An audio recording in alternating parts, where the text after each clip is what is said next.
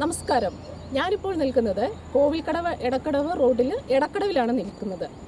ഈ റോഡിൻ്റെ തൊട്ടടുത്ത് കാണുന്ന ഒരു സംഭവം നമുക്ക് വീഡിയോയിൽ കാണാം.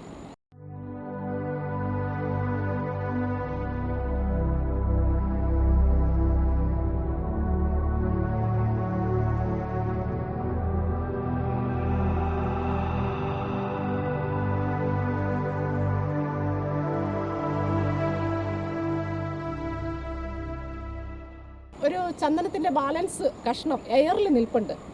ഇത് ഉദ്യോഗസ്ഥർ കണ്ടോ കണ്ടില്ലയോ എന്ന് അറിയത്തില്ല.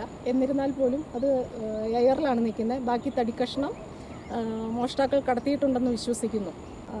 ഈ ചന്ദനം ആര് കൊണ്ടുപോകുന്നു അല്ലെങ്കിൽ എവിടുന്ന് ആൾക്കാർ കൊണ്ടുപോകുന്നു ഒന്നും നമുക്കറിയാൻ പറ്റുന്നില്ല.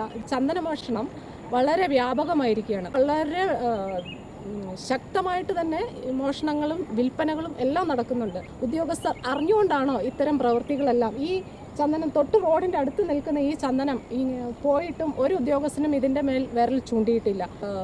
അന്വേഷണം പോലും നടത്തിയിട്ടില്ലെന്ന് തന്നെ വേണം പറയാൻ. News desk Marayoor vision.